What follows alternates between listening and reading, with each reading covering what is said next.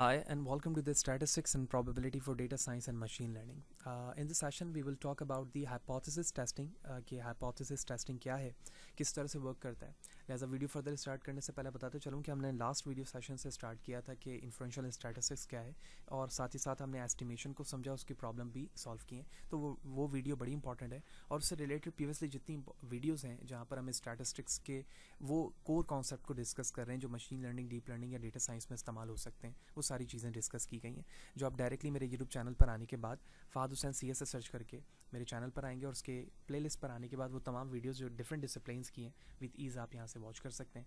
इसके अलावा इसमें इस्तेमाल होने वाले content related material which mean presentation, slide, code, वो तमाम चीज़ें फ्रीली अवेलेबल है मेरे ब्लॉग fahadhusaincs blogspot.com पे, जहाँ पर आने के बाद वो तमाम चीज़ें फ्रीली डाउनलोड करके यूज़ की जा सकती हैं.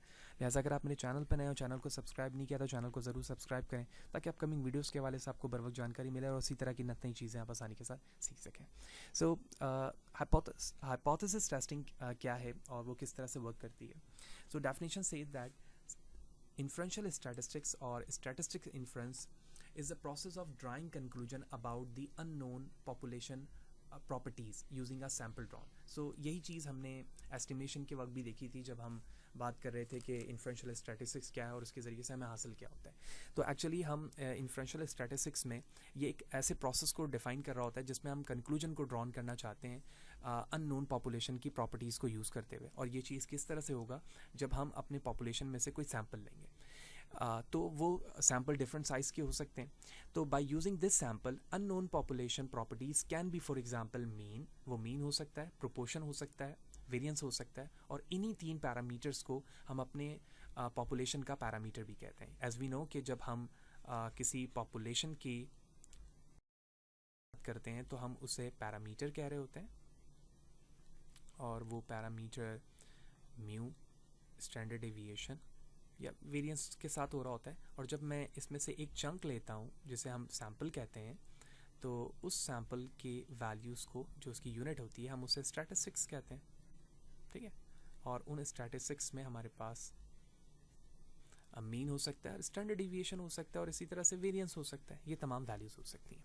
सो based on this, inferential statistics is classified into two types: estimation parameter, estimation of the parameters. The second one is hypothesis testing. Estimation further divide होता है point estimation में और interval estimation में, जिसको point estimate और interval estimate कहा जाता है. जबकि hypothesis testing के अंदर further दो तरह की majorly types हैं, जिसको parametric test and non parametric test कहा जा रहा होता है. लेकिन majorly हमें सबसे पहले तो ये समझना है कि hypothesis testing क्या है और इसके further क्या types हैं, जिस बेस पैरामीट्रिक टेस्टिंग या नॉन पैरामीट्रिक टेस्टिंग में जा सकेंगे. तो अब हम समझते हैं कि एक्चुअली हाइपोथेसिस टेस्टिंग क्या है और वो किस तरह से वर्क करता है, और उसके साथ ही साथ हम एक एग्जांपल भी देखेंगे ताकि अच्छे तरीके से बात हमें समझ में आ जाए. So the hypothesis is that a premise और claim that we want to test और इन्वेस्टिगेट.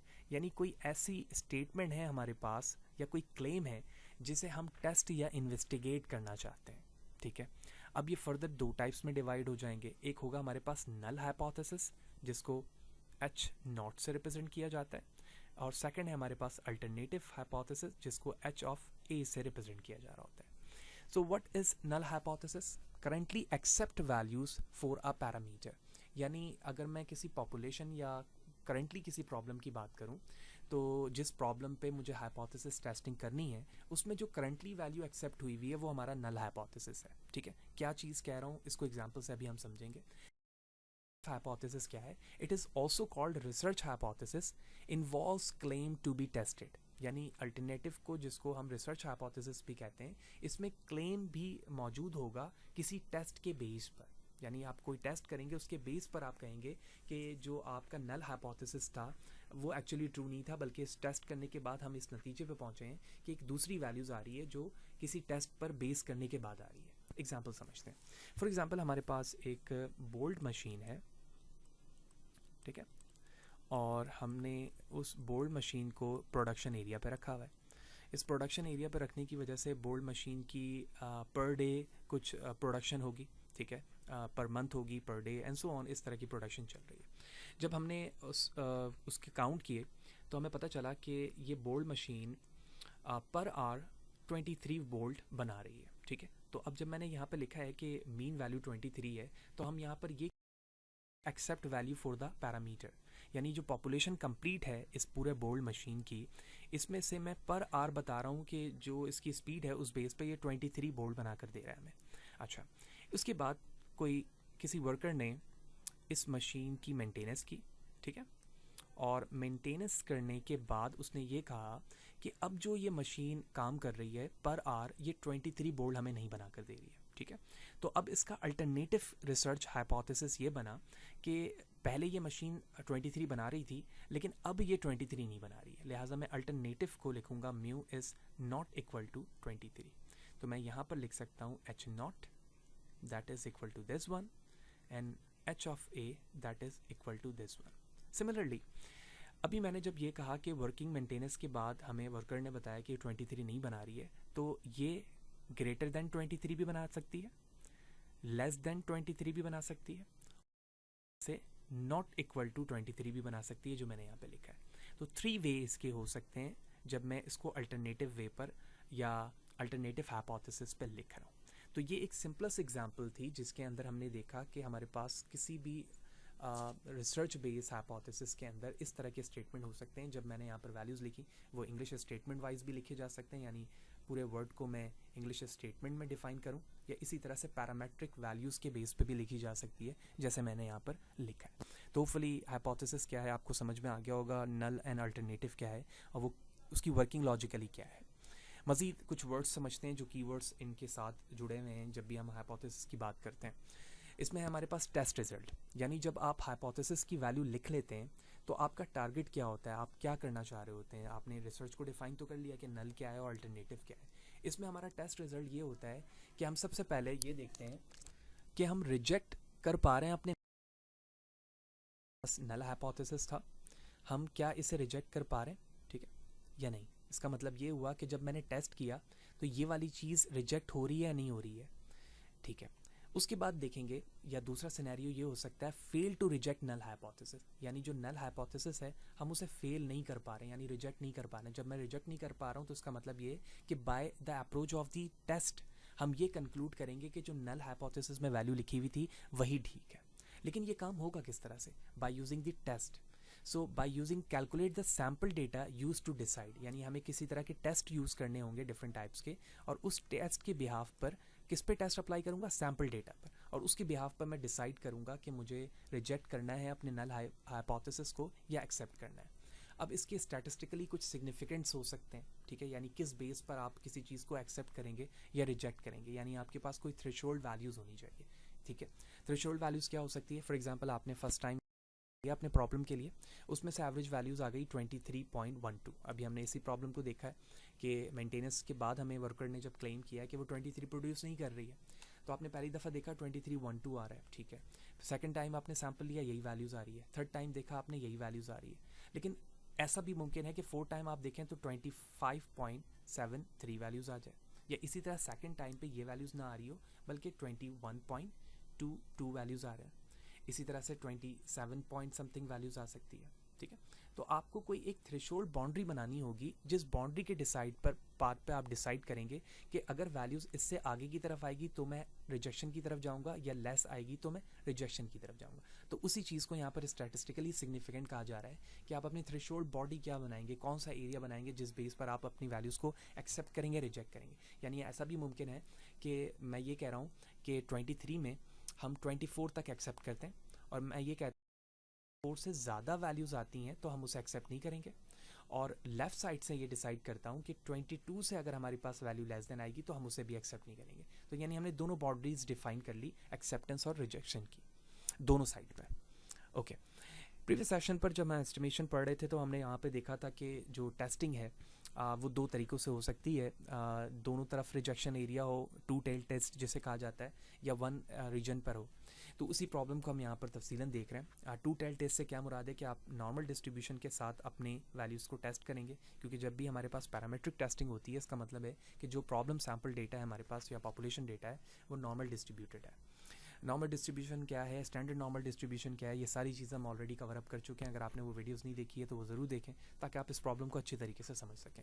तो प्रॉब्लम यही थी हमारे पास 2 टेल टेस्ट में कि हम ये डिफाइन नहीं कर पा रहे थे कि वैल्यू 23 से ग्रेटर होगी या लेस होगी। तो हम दोनों सिनेरियो पे थ्रेशोल्ड बनाएंगे कि वैल्यू आएगी तो वो कितनी आ सकती है, लेस आ सकती है तो कितनी आ सकती है, क्योंकि यहाँ पे डिफाइन नहीं है वैल्यूज़, ठीक है, क्रॉस है।